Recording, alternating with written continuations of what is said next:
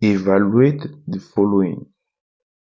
For A, we are to find the limit as x goes to 3 of x plus 4. We take solution.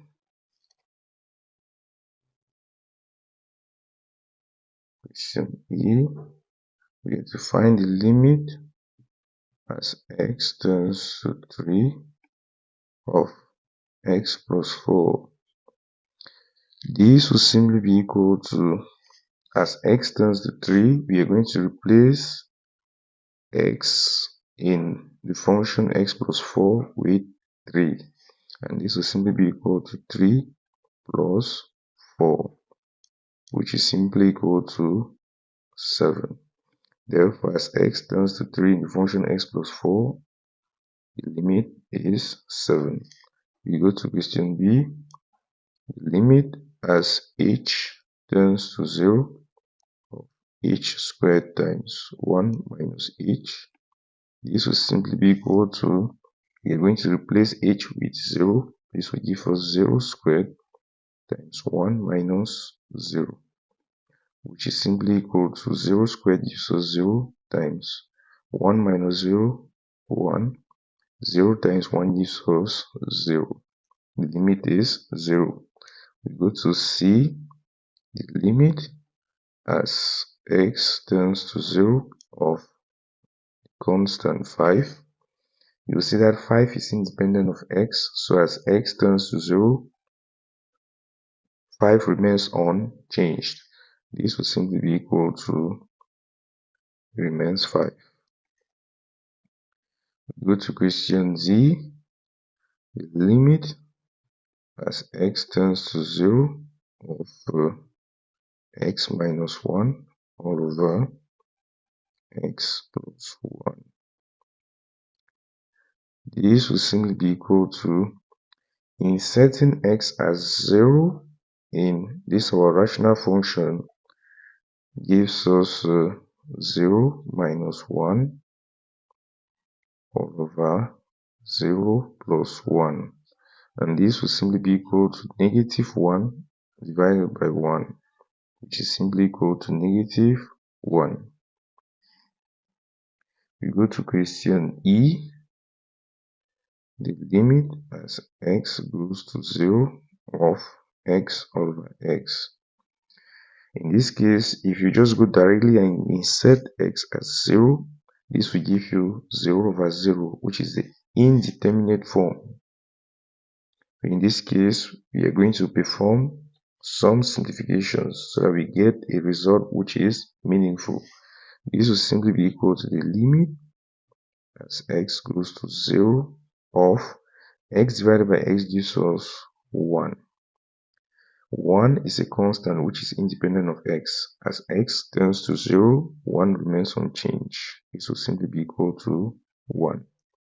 We go to F. For F, we have the limit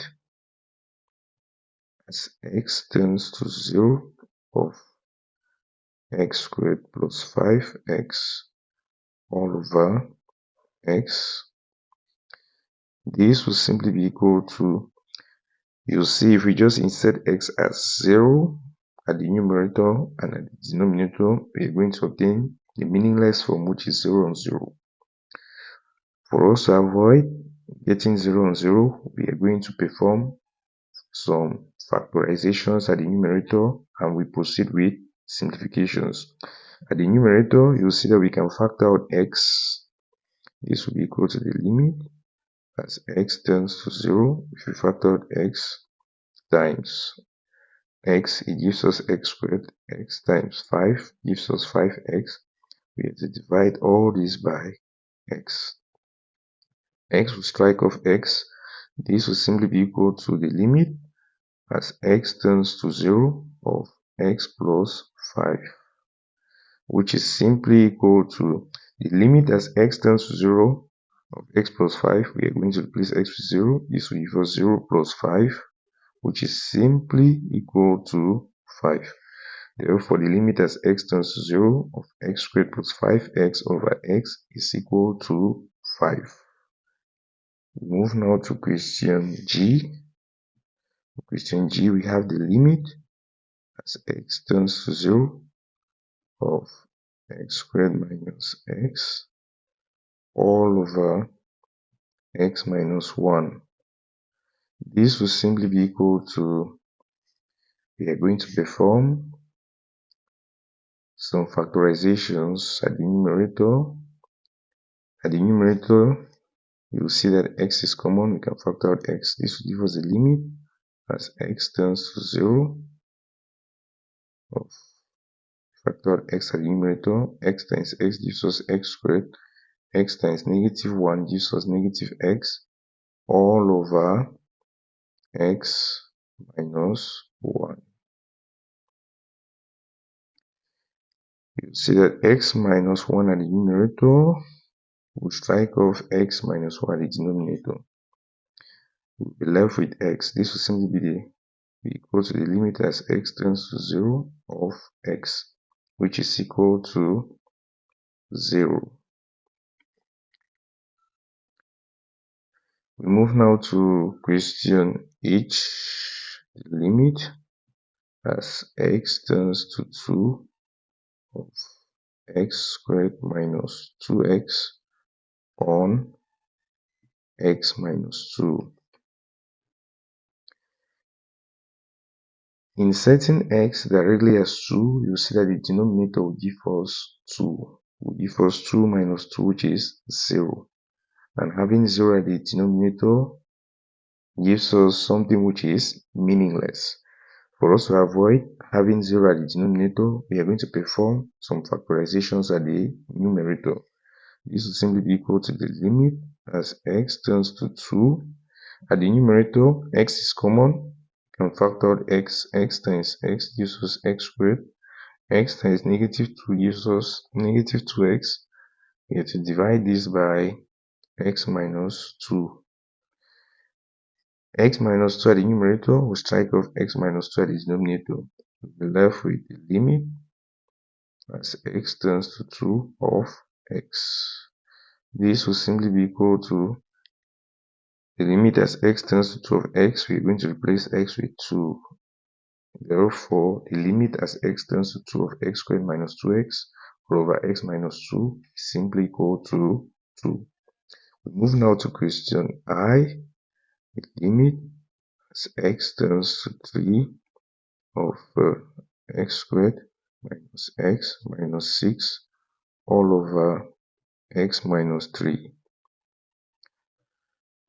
First thing, if we start by inserting x as 3, you will discover that the denominator will be 0, which is in the meaningless form, which is in the indeterminate form. We need to factorize the numerator and we perform some simplifications. Factorizing x squared minus x minus 6. X squared minus x minus 6 is a quadratic expression.